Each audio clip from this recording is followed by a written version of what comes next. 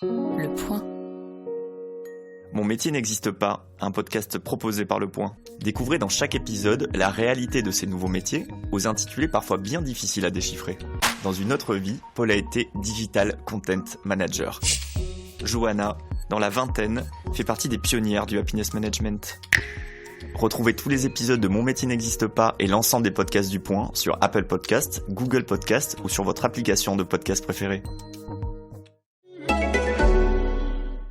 Peut-on améliorer ses performances sportives et son bien-être quand on adopte un régime végétarien ? La réponse à cette question, j'espère l'obtenir à la fin de mon défi. J'ai déjà réalisé les 3/4 de mon aventure et j'ai déjà énormément appris sur le régime végétarien. Je suis passé par toutes sortes d'émotions et de sentiments depuis le 4 janvier dernier et je pense que cette aventure n'a pas fini de me surprendre et me réserve encore pas mal de surprises. Dans une prépa marathon, le dernier mois d'entraînement est décisif dans l'atteinte de son objectif. Je suis donc sur la dernière ligne droite et je n'ai plus le droit à l'erreur. Je dois être en mesure d'optimiser au maximum mes efforts, ma récupération et bien sûr mon alimentation si je veux mettre toutes les chances de mon côté. Évidemment, l'actualité de cette dernière semaine liée à la lutte contre la propagation du coronavirus, ça a impacté mon moral. Même si j'ai à cœur de vivre dans l'instant présent et que je n'ai pas du tout envie de remettre en question mon marathon tant que cet événement est maintenu.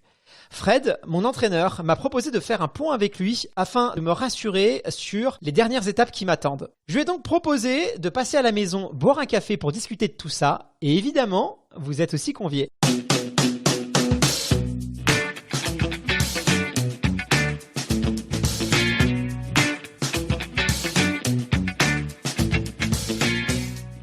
Bon Guillaume, moi je voulais faire un petit point avec toi parce que on a en gros les 2/3 de la préparation pour le marathon de Paris qui sont passés. On attaque les 2 semaines décisives qui vont vraiment valider le travail qu'on a mis en place ensemble. Et derrière tu auras la période d'affûtage qui te permettra d'être prêt au moment T.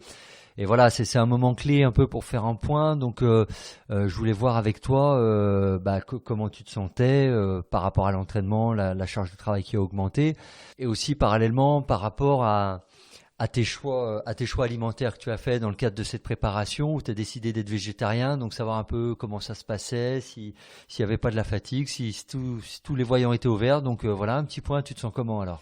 Est-ce que je me sens fatigué ? Non. Bizarrement, je me sens même plutôt très très bien malgré les kilomètres qui s'affolent ces dernières semaines. Est-ce que c'est lié à mon régime végétarien ? Ça, c'est évidemment compliqué de le dire, mais en tout cas, c'est sûrement lié à ma nutrition que j'ai quand même vachement optimisée depuis que je suis végétarien. Même si c'est quelque chose où j'étais assez vigilant avant, là, c'est clair que j'ai passé un step supérieur. Je varie quand même beaucoup plus mes repas. J'ai diversifié mes apports en protéines et surtout, je suis beaucoup plus impliqué dans mes assiettes. Donc forcément, ça c'est bénéfique et les résultats sont là.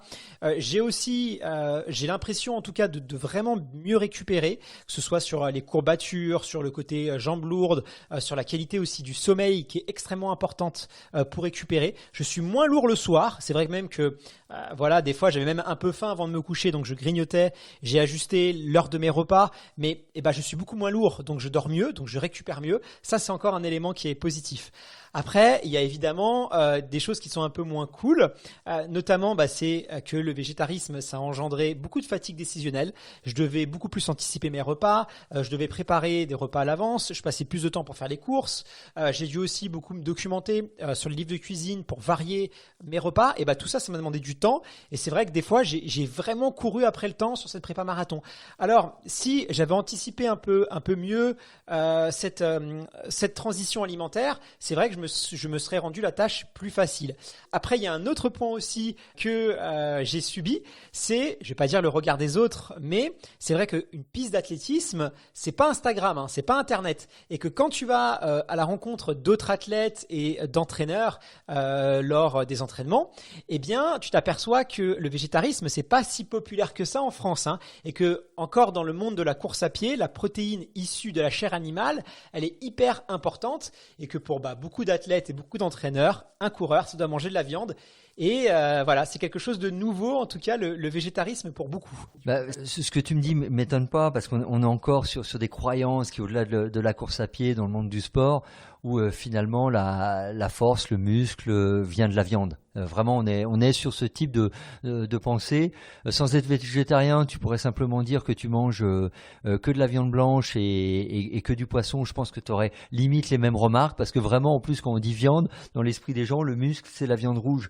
Alors, moi, mon avis, c'est que franchement, beaucoup d'athlètes mangent globalement trop de viande rouge, qui contiennent beaucoup de graisse, dont certaines sont toxiques et produisent un certain nombre de déchets qui sont, comme le terme l'indique, qui sont pas bénéfiques à l'organisme. Moi, je vais pas tout citer, mais par exemple, tu as l'acide urique qui est une des conséquences de la dégradation de la viande rouge dans l'organisme, qui n'est pas forcément le meilleur élément à intégrer et assimiler aux muscles.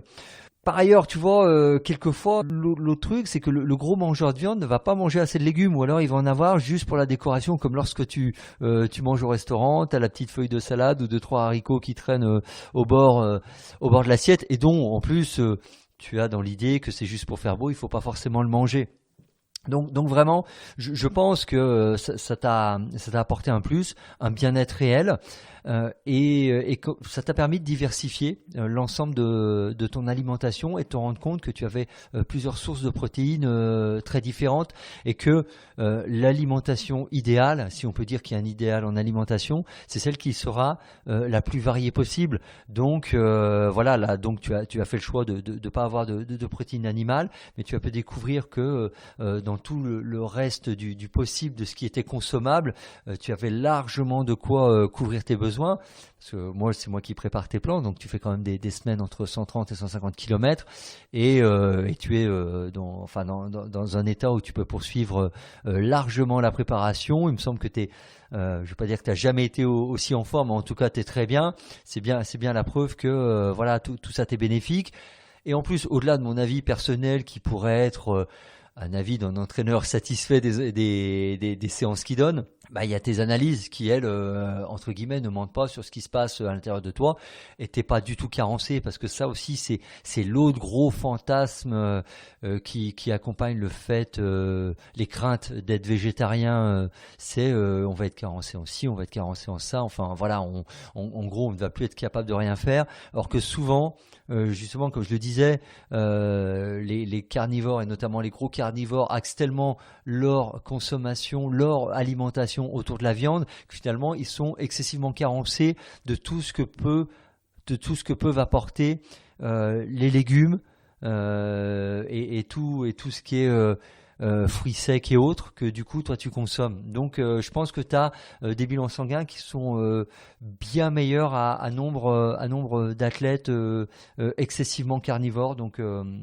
là-dessus, moi je trouve que c'est très positif. Mais du coup, au niveau de l'entraînement propre, sinon? Alors, au niveau de l'entraînement propre, très clairement, j'ai pas noté une amélioration significative de mes performances. Évidemment, en tout cas, qui soit lié directement au fait de me priver de viande. Je pense que mes gains ou mes aptitudes, elles sont plutôt liées à ma capacité d'avoir mieux varié mes sources de protéines, d'avoir une alimentation qui a privilégié les légumes, alors qu'avant, tu l'as très bien précisé. C'est vrai que j'avais tendance à mettre un peu des légumes pour la décoration et me concentrer essentiellement sur la viande et les sucres lents.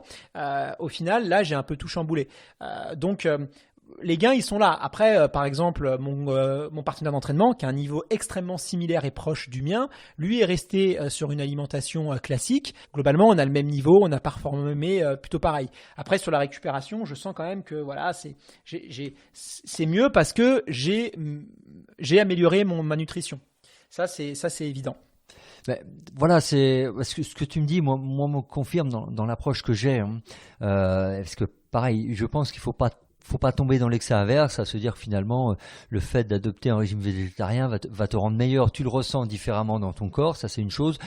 Au niveau de la performance, en tout cas, on a encore rien prouvé. Voilà, mais comme je le disais, juste les problématiques de carence chez les personnes qui seraient par exemple exclusivement carnivores et qui auraient juste des pommes de terre ou des pâtes ou du riz pour accompagner leur viande, et qui ne mettent pas de fruits, de légumes, de légumineuses même dans leur alimentation. Donc là-dessus, je ne suis pas surpris. Et du coup, tu me disais tout à l'heure que le dernier mois de la prépa marathon est assez décisif. Qu'est-ce qui m'attend alors pour les prochaines séances et où est-ce que je dois être vigilant? Alors, il est décisif dans le sens où vraiment, on a toute une préparation où tu as une montée en charge progressive.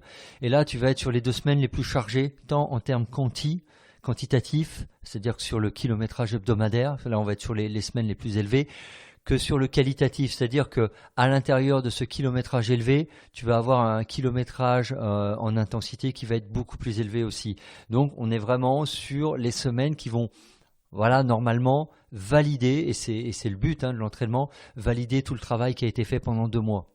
Mais parallèlement, on arrive aussi sur le moment où tu vas être avec la période d'affûtage qui arrive derrière le plus en forme, où tu vas te sentir le plus en forme parce que l'idée c'est qu'on est en train de préparer le pic de forme, mais tu vas être aussi au moment où tu vas être sur une bascule entre guillemets de fragilité la plus importante, parce que le pic de forme, il faut bien symboliser ce que c'est un pic, c'est une pointe. Donc tu es tout en haut de cette pointe et tu as vite fait de tomber d'un côté ou de l'autre si tu n'es pas dans le bon équilibre.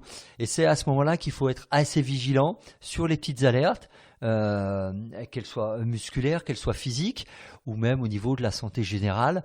Tu vois, tu toussotes un peu, il faut vraiment être vigilant parce que c'est souvent dans ces périodes-là qu'on s'expose le plus parce qu'on a poussé l'organisme au bout. Donc l'idée, si on a bien dosé, c'est qu'on l'a pas épuisé au point qu'il s'effondre totalement, mais on n'est pas à l'abri de la petite contracture qui dégénère si on n'est pas vigilant. Donc c'est là-dessus qu'il faut être vraiment attentif à tous les signes, comme je disais, que ce soit physique, vraiment musculairement parlant ou de la santé générale. Surtout que comme tu le sais, on est dans une période un peu particulière avec le risque de pandémie coronavirus. Mais après, pas plus d'inquiétude que ça par rapport à cette problématique spécifique, puisque tu es en bonne santé. Ouais, justement, Fred, tu fais référence au coronavirus. C'est vrai que il y a quand même ce doute de est-ce que le marathon va être conservé ou va pas être annulé. Pour l'instant, moi, je reste focus, mais c'est pas forcément évident.